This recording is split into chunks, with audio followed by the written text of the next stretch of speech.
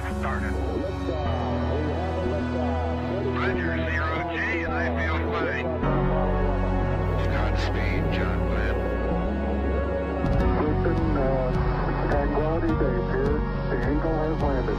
Roger, Tranquility. We copy you on the ground. New possibilities are opening up for scientific cooperation between countries. 1-0. Liftoff. Americans return to space as Discovery clears the tower. Discovery, go and throttle up. Discovery, Roger. Go for deploy. And to everybody in the shuttle program, the crew is go for launch. Roger. Nice to be in orbit. We have followed in their footsteps to get us where we are today.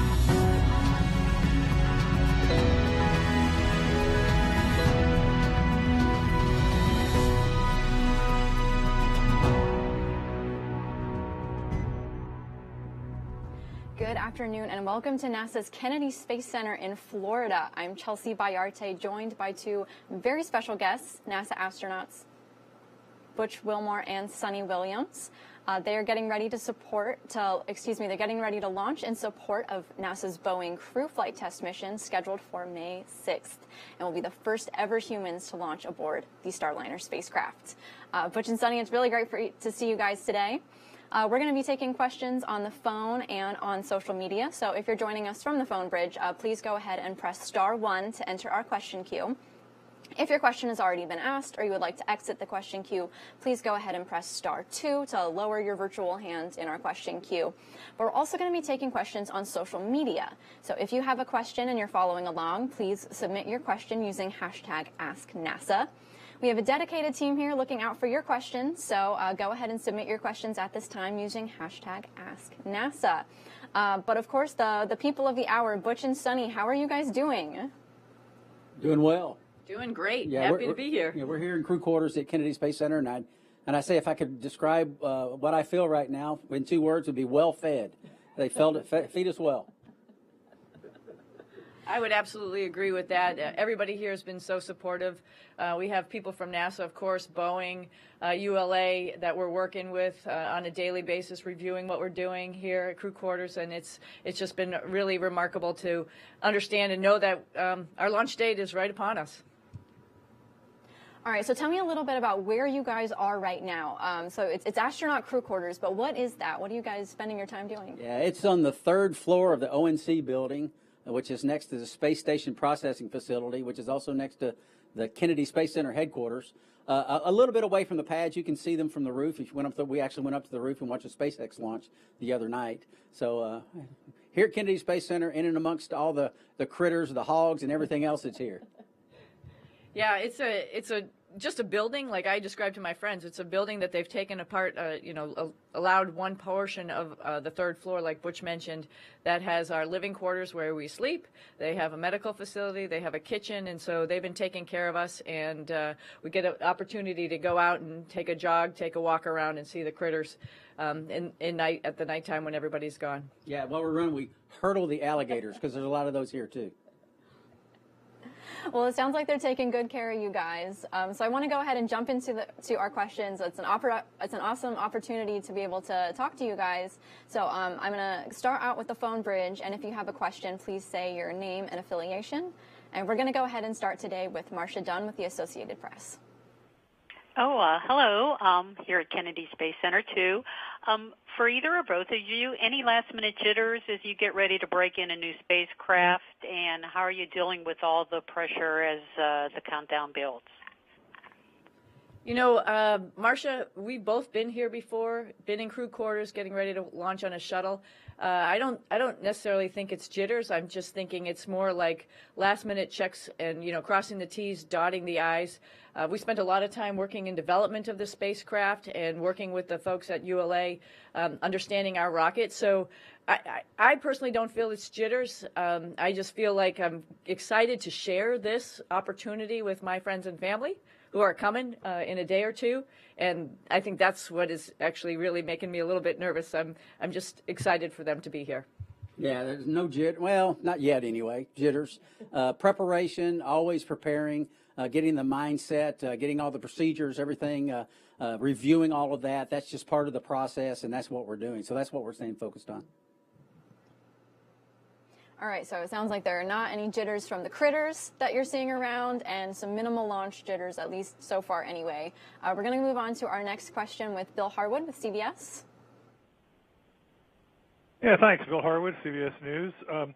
You guys have been training for this flight, I think, longer than Neil and Buzz trained for Apollo 11. I mean, what's it like on a personal level to finally be on the verge of blasting off on this spacecraft atop an Atlas and finally getting this mission underway? Thanks. Yeah, Bill, that's a good question. We have been through quite the process over the years, and it's been really a thrilling process. I mean, to be two Navy-trained test pilots and be into the process of this first flight and all that goes into that and all the discovery that we've had over the years and working together with our Boeing counterparts, test after test, evaluation after evaluation, every single day is different, and that's been intriguing and thrilling along the way. Mm-hmm. Yeah, I'll add to that. It almost feels unreal. Like, we've had a couple launch dates and we've been like, okay, we're ready to go. But now it's like, heck, 5 days. And friends of mine are doing their countdown in their classrooms. And that's like, we're sharing this with so many people, which means it is actually finally real. And I sort of have to pinch myself a little bit to understand where we're going. Our next question is also on our phone bridge. Jonathan Seri with Fox News. What's the biggest difference in training for being a test pilot as opposed to an astronaut traveling on a spacecraft that's already in routine use? And related, if you could each speak briefly on what most drives your passion for being test pilots. Thank you. Jonathan, that is a good question. So when we've been through training flows, these are established programs with the space shuttle, as we mentioned earlier, and also the Soyuz. We've both flown Soyuz. And those are established training programs built on years and years of experience. This has not been that. This has been a developmental process where we've been involved, ensconced in that process, all the way from hardware and software evaluations in the simulator. We've got our fingerprints on every single procedure that exists for this spacecraft, and that's part of what the test process is. It's test and development, and that's what we've really been involved with. So it's hard to say we've been training. We've been training, yes, but we've been in training and development and the whole everything that comes with that along the way, and that's what's been really intriguing about the whole thing. And real quick, a way I think to sum it up is, when we both trained for shuttle and Soyuz, we're like, there was a couple times where things maybe didn't quite make sense, or maybe there could have been a better way to do it. And, we all ask ourselves, why didn't they do it this way? Why didn't they do it this way? Well, this is our opportunity to actually, lay that groundwork. So in the future, we hope that people won't ask why we did it one way or another. They'll realize that maybe, we thought about this really hard. I mean, we're thinking about this for not only our flight, but for the flight of Starliner, 1, 2, 3, 4, 5, everybody who's going to come behind us and fly the spacecraft. We want to make it as best as possible. And that's really what's been going on in our mind. We are the ones who are working with the engineering teams to make all that happen. Yeah, and that's the one thing I'll just piggyback on that. We're saying us, and when we say us, in my mind, it's not me and Sonny. Yeah. It is a whole team of people, like I said, at Boeing, at NASA, engineers, flight controllers, everything working together towards this common goal. So we've been talking a lot about your launch and what's leading up to it. We have a question from social media from Natasha, who wants to know what it's going to be like when you actually get to the International Space Station. So she wants to know, is there any exciting research that you'll be conducting on this mission? So, I think it's going to be like going back home. Both of us have lived there for 6 months and pretty much know the space station. We had the opportunity to talk to the on-orbit crew just the other day, and they were giving us a little bit of an update of what's happening. But our mission is primarily a test mission, is really to check out flying the spacecraft to the space station, docking, and then checking it out while it's docked to make sure that it could be a safe haven. It can remain docked to the space station for a number of months. So there's a lot of activities that we will be doing, working with that. If we end up staying for a little bit longer and we get all of our checks in the block done for our spacecraft, we'll be happy to help out the guys who are up there on the ISS for whatever they're doing. I think Butch and I both like like doing maintenance. We're tool guys, and so if there's anything that needs to happen for the space station, we are ready to do that. But our main goal for this spacecraft is really testing it out, shaking it out, not only going to the space station docking, but also then coming home. So we have a lot on our minds thinking about that. But when we get a little bit of a downtime, we're happy to help our colleagues. Yeah, the only thing I'd add, you basically said it, is we're fully trained in all aspects of Starliner and all the tests that we'll be doing. And they're both tests going up toward Space Station before we get there, while we're attached, and tests when we're on our way home. And while we're at Space Station, we're fully bona fide certified Space Station crew members and can do whatever we're asked to do while we're there. Yeah. All right, Natasha, thank you so much for your question. We're going to switch on over to our phone bridge and now take a question from Stephen Clark with Ars Technica. Thanks. Butch, Sonny, y'all had a chance to climb into Starliner last Friday, I believe, out at the VIF. I just wanted to get your impressions of, I know you've been in the spacecraft many times before, but seeing it in its near flight-ready configurations, what was the fit like inside? Just what was that experience like? And is that the last time you'll be inside until launch day, or do you get another opportunity to go in before Monday? Yeah, that was the last time that we'll be in it before we actually climb into launch. And I tell you, when you've been through the process we've been through, and to be able to crawl into the, it's not our spacecraft, but we term it that way, crawl into our spacecraft and snuggle in there and strap in with our spacesuits on, looking at the data on the displays. And on launch day, that data is going to be real and valid data. We've been using simulated data for years now, but when we lay back on our backs on Monday evening, it's going to be real stuff, and the countdowns are going to be real, and it's going to be a really thrilling time. Not just for us, but everybody that's been involved in the process all the way through. Yeah, I would definitely just agree. It felt good to get in our spacesuits and get in our spacecraft and be all plugged in and be able to, communicate to everybody back at home in mission control. It felt like, again, coming home, like this is where we're supposed to be, and I think the appropriate time will be Monday. Our next question from the phone bridge is from Alicia Sars with Mashable. Alicia, go ahead. Hi, thanks for taking my question. Alicia Sowers from Mashable. I can just imagine that after learning of one setback after another for this spacecraft, it would make this test flight understandably kind of scary for your friends and family. And so I'm wondering, how have you talked with them about the problems Starliner has previously encountered, and how have you convinced them that you're going to get back home safe and sound? Yeah, that is a common phrase, and I understand it when you say setback. But honestly, with all the discovery, that's what we would term it, that we've had, it's been steps forward. Yeah, we find an issue, but that's something that we didn't know existed in some cases, and we rectify that. And the spacecraft, I mean, if we could go back just 3 years and talk about the capabilities of the spacecraft, what it was then as envisioned, and then where it's at now after these discoveries and the rectification and fixing all of those issues that we found, it's really leaps and bounds forward. There's been, when we first find it, it's a stop. Let's look at this. But it's not been a setback. It's been pressing forward, and our families have lived that with us, and they've experienced that along with us. And we've tried to articulate that to them so they understand exactly what we're going through as well. Yeah, just like Butch said when we landed here, we're here because we're all ready. And our families and friends have heard about it along the way. We've talked about all the issues that we've encountered, and I think they're happy and proud that we've been part of the process to fix it all. So like I said, they're all coming pretty soon, probably starting tomorrow, and they'll be here for the ride with us. Our next question is from Will Robinson-Smith with Spaceflight Now. Hi, much for taking the time to answer our questions, and good luck coming up on Monday. The last time that Starliner was on orbit, the Crew 4 astronauts got to go inside and unload some of the cargo that was on board.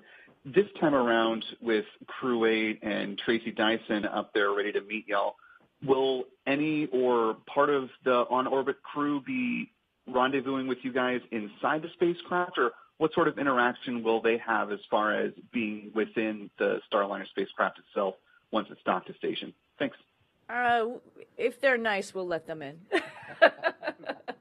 No, we're excited. We're excited to show off our spacecraft to our friends. But it is our main goal to take care of our spacecraft. We do have one exercise where we're going to check out the living compartment for 4 people. So we will take 2 of them and bring them in with us and make sure everything looks good for 4, because the next time this spacecraft flies to the space station, it will take up 4 people. So we want to check it all out and make sure it's all ready to go. And one of the people up there, Matt Dominic, he was the Capcom for the Starliner mission for a while before he got assigned to Crew 8. So he's very familiar, and I know he's chomping at the bit to get in. Tracy, of course, I know she wants to check it out, and as well as Mike Barrett and Jeanette. So, of course, we're going to give them a little tour around. We're not going to let them touch too much stuff, because it's our stuff. No, I'm joking. But we'll be happy to have them come in and showcase our spacecraft.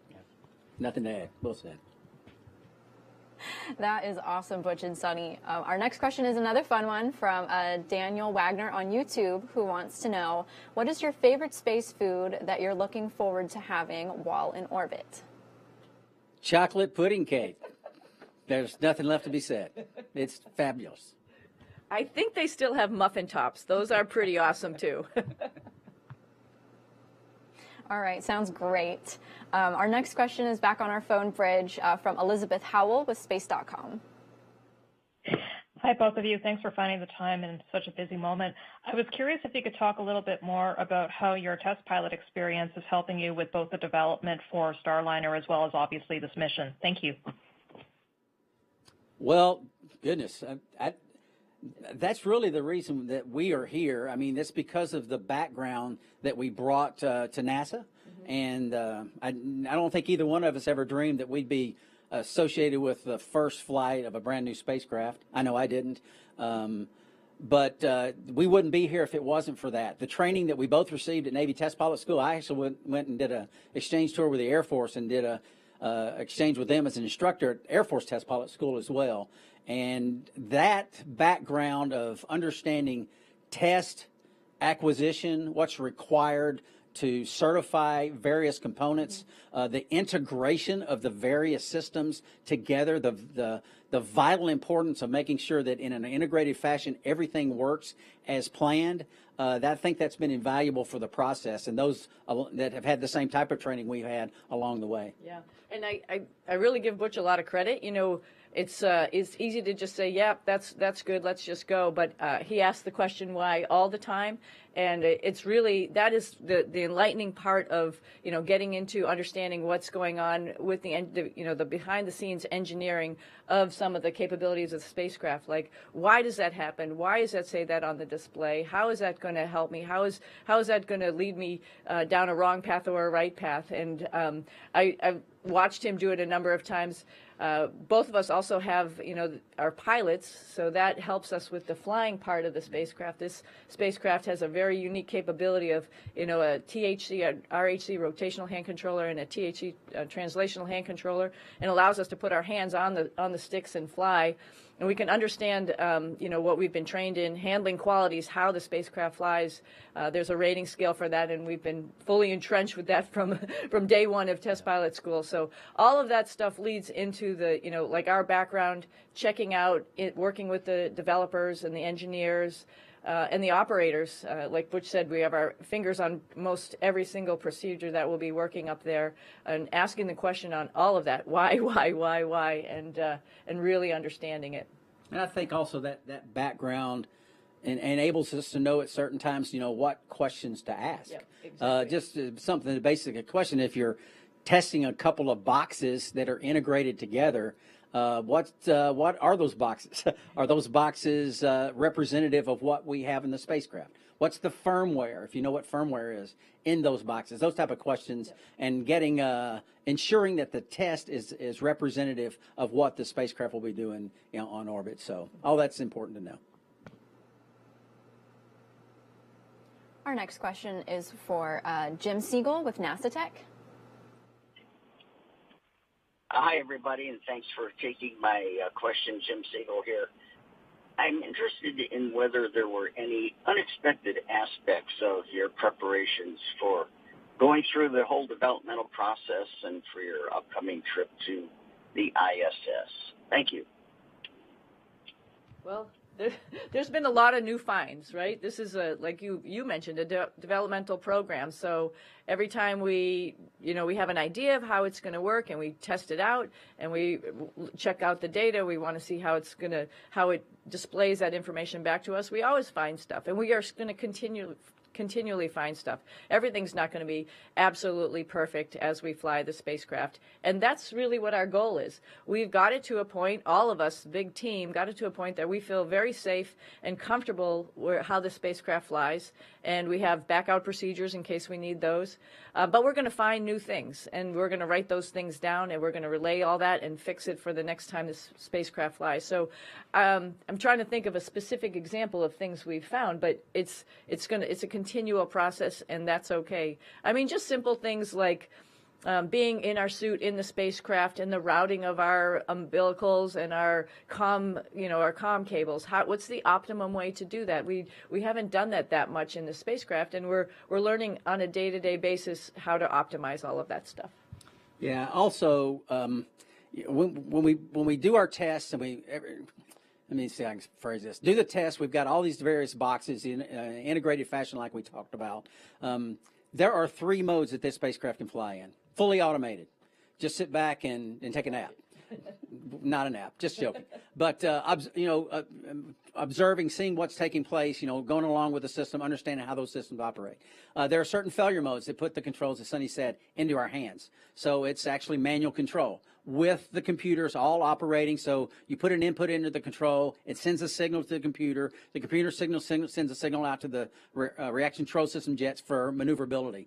And then there's this fail-safe backup mode. Let's say your computers fail or some other failures occur, and you need just basic, no computers there, just basic control to the jets. And through another box called an integrated propulsion controller, we can go into this backup mode and actually control the spacecraft all the way to a pinpoint landing back here on Earth, which is no other spacecraft has those capabilities. So again, automatic mode, manual mode, backup mode, and this is something that we've been in the process of developing, refining, and making.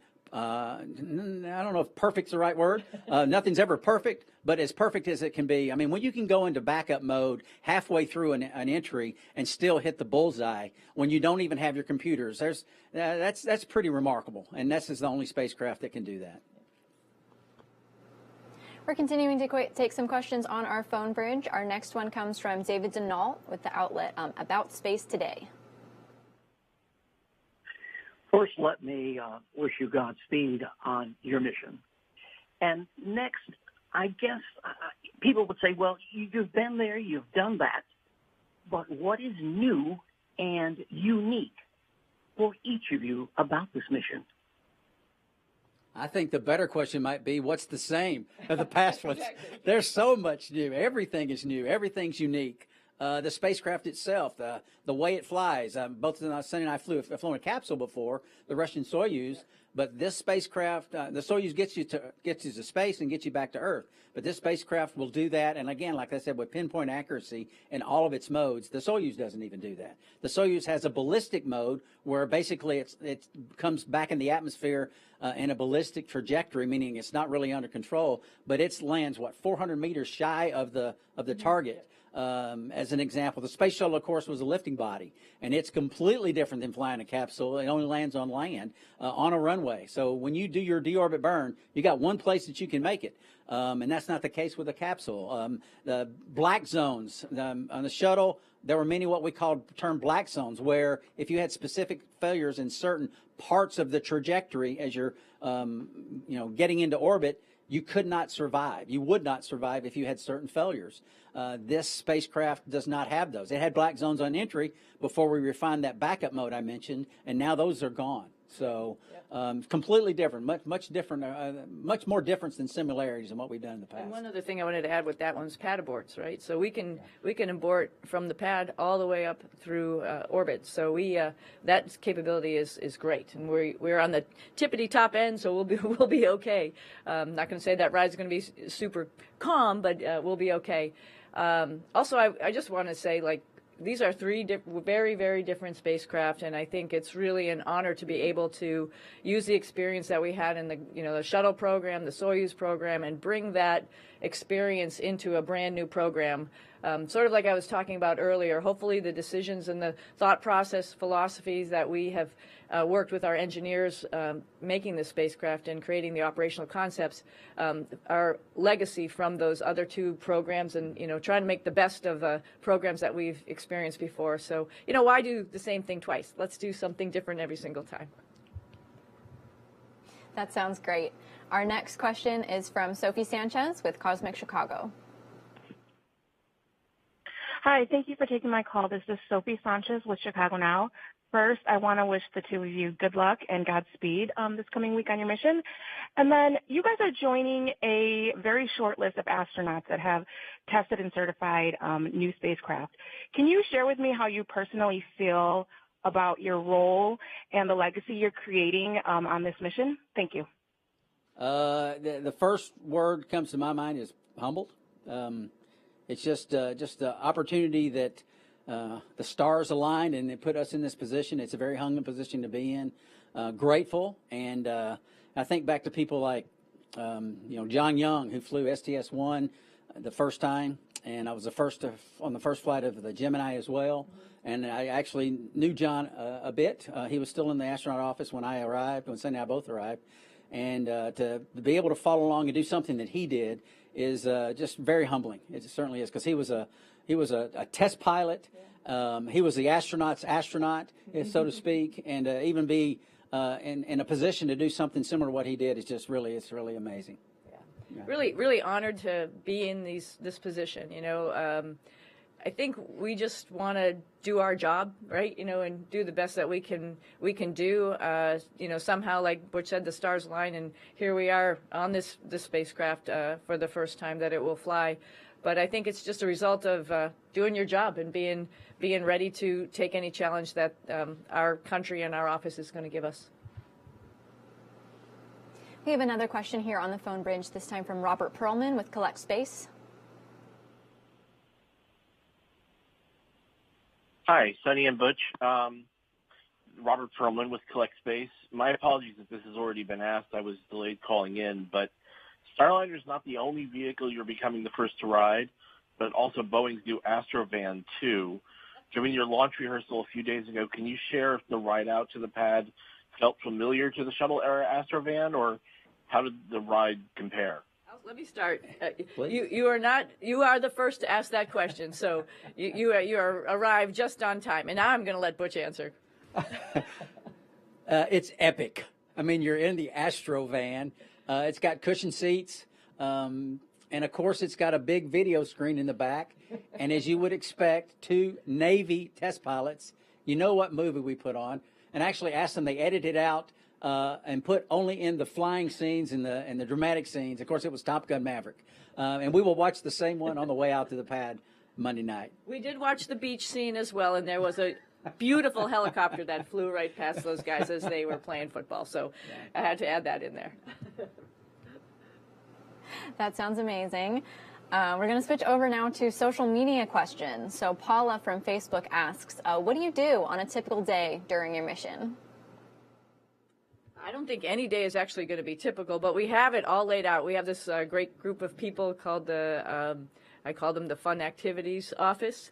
They arrange all of our timeline and make sure we know what we're going to do every moment of that. So on our tablets, on our way up, we have the whole timeline laid out there, what we're going to do. We pretty much know it already, and we have one procedure that leads to the next, right? So we're going for our ascent, then we're going to go orbit insertion, and then we're going to start our rendezvous process, and just configuring the capsule to make sure everything is okay. We'll do some test points, flying test points, and then just getting the spacecraft ready for us to take a nap for a little bit and then wake up the next morning for the rendezvous.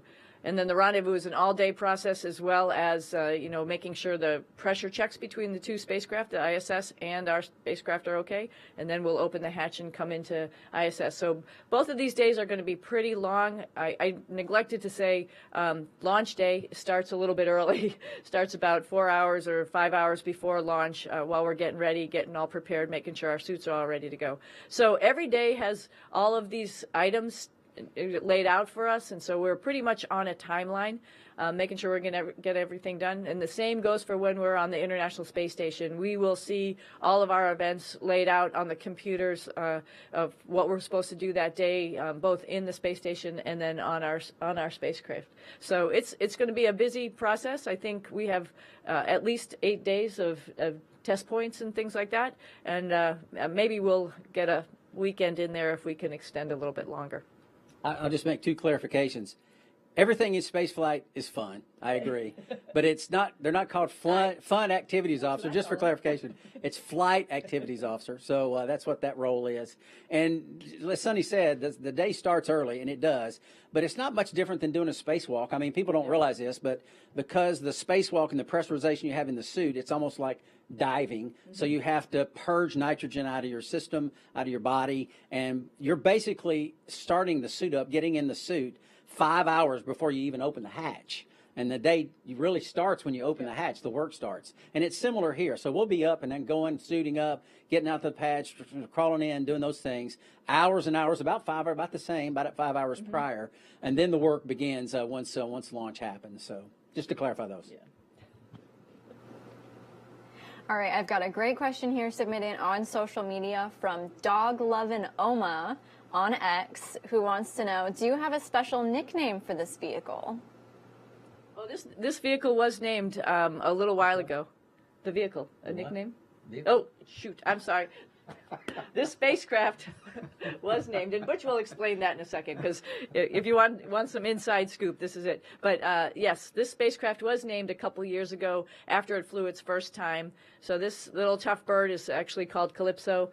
I named her. I got the privilege of naming her. It was a really amazing request that folks asked me if I was out at the landing site if I'd name it, and I said yeah, sure. And it's a little bit of a homage, a bow to Jacques Cousteau, who, like, when I was growing up, I couldn't wait to go watch his TV shows to see what he was going to explore, and the ship that took him on his exploration was named Calypso. So I thought it was appropriate that this spacecraft is going to take a lot of people up to the space station for exploration, so I named her Calypso. Yeah, the vehicle issue, this is something that historically over decades, the spacecraft have been referred to as vehicles. But when we came in and started this process, we decided we were going to use the spacecraft term because it was just a subtle reminder, constant subtle reminder, every time we talked about it, of the magnitude and the responsibility that we truly have in working with all the people we work with, and the responsibility of human spaceflight. It is it's a global thing that people all over the world see this, because there's not many places that do human spaceflight. So we use that term, and when we slip and use the V word, we always remind each other that it is a spacecraft. But because, like I said, it's important what we're doing with national interests and global implications. Yep. Yeah. So we've got another question on social media from Kyle on X, who wants to know, continuing on with the Astronaut in the Loop theme, would each of you provide a specific example of the design change that you offered that was incorporated? Oh, wow. Let's think.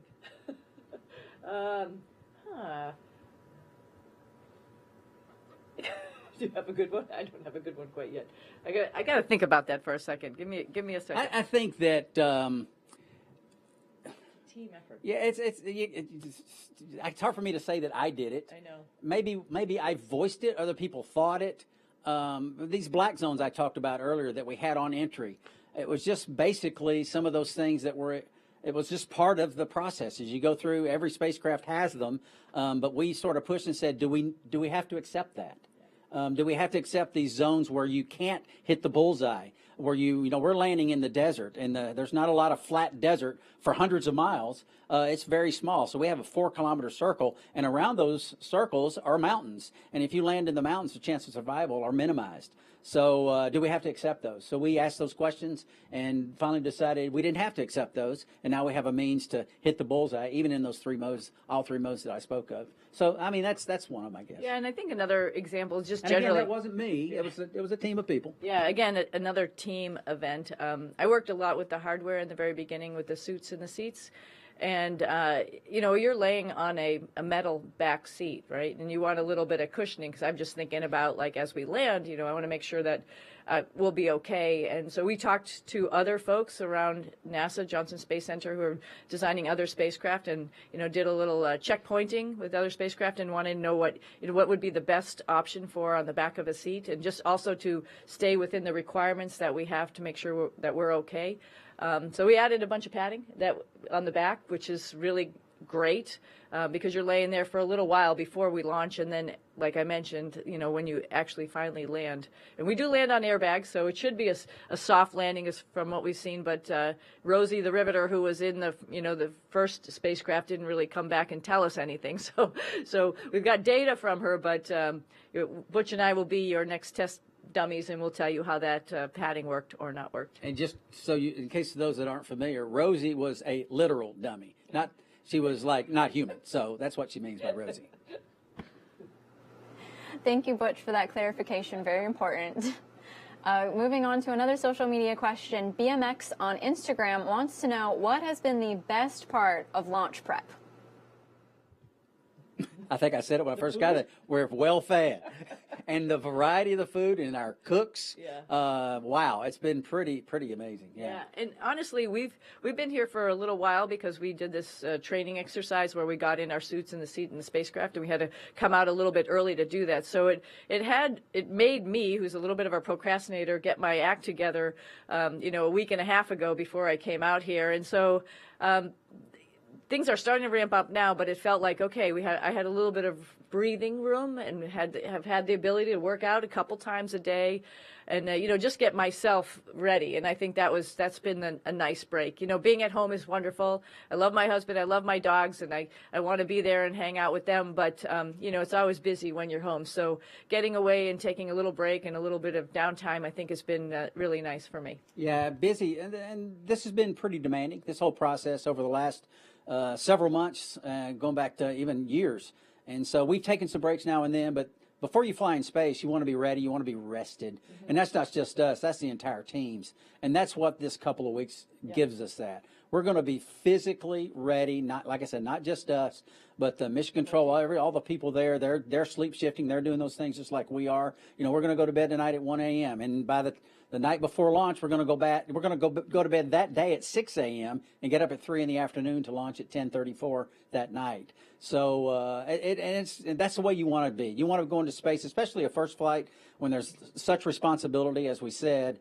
And so the tasks that we'll be doing that first day once we get into space, we want to be rested and be ready. Yeah. So speaking of food, have you guys put any thought into this ultimate meal or your last meal before launch? Meatloaf. I'm going with the meatloaf. The cook here makes a fantastic meatloaf. We had it the first or second night we were here, and I thought I'm going that again. And some kind of broccoli something. Yeah, and I'm from New England, and so my first option was like, oh, cool, it's lobster. That's what I'm going to have. But then I thought about it for a little while, and I'm a little smarter than that. Springtime is not the best time for lobster. And honestly, I haven't had lobster for a little while, so I'm a little bit worried about it. So I backed off and went to salmon, just something that my body is used to. I'll be ready to have that lobster when I get back and I land back here on Earth. And corn on the cob. Yeah. All right, awesome. Something to look forward to when you guys get home. And hats off to the chef here at KSD. Continuing on with our social media questions, we have one from That Opal Guy on YouTube who wants to know what special personal items will you guys be taking with you?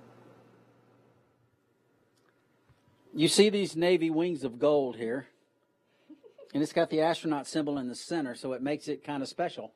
I got when I first flew in space, I had real gold wings made into a ring, and I flew them for my wife, but I also had some man-size rings made for my dad and my brother, and I'm going to fly those for them. We also had another set of rings made for the one that's really put in a huge amount of work for all these years, and that's our scheduler, Michelle Beaujolais. Hopefully she's getting some rest. Yeah, and we're going to fly a ring, that gold ring for her as well. So those are some special things we'll take with us. Yeah. I have a couple things from my family, but I have a couple things from a school in Massachusetts that sort of bears my name, and a bunch of 500 little students there who are going to be watching this launch, and hopefully their parents are going to let them stay up till 10:30 at night. So I have a bunch of stuff that represents that. I'm also Navy. I went to the Naval Academy, so have a couple things that represents that, and the class of '87. So we'll be ready. There'll be some surprises up there as well. And I'm not going to let her get away with that. It doesn't sort of bear her name. It's the Sunita Williams Elementary School, so that's pretty special. That's pretty cool. All right, that sounds awesome. So we've got time for about one more question today, and I believe the username is pronounced Shertugal, but this person on X wants to know, what does your playlist sound like, look like on launch day? Epic music. If it's in a fight scene, epic scene, flight scene in Top Gun Maverick, it's on my playlist. Epic music. Yeah, that is true. It's definitely epic. Mine is not so epic, but I do like a little bit of country western, a little bit of a pop. So I got a little Kenny Chesney, got a little Zach Brown out there ready to go. So just thinking about, the beach and relaxing with family, I think is the tunes that I like. Yeah. And just an example, if anyone wants to pull them up, Guardians at the Gate or Freedom Fighters are two examples. All right, sounds like you guys have it all figured out. That sounds great. So that is about all the time that we have today. Butch and Sunny, thank you so much for all of your time. Thank you for joining us. We wish you all the best during NASA's Boeing Crew Flight Test mission. And we can't wait to watch you launch on May 6th. We'll be back Friday, May 3rd with mission managers for a pre-launch news conference, and you can catch that as well as further coverage on NASA Plus and nasa.gov/live. We'll see you then. Thanks for joining us.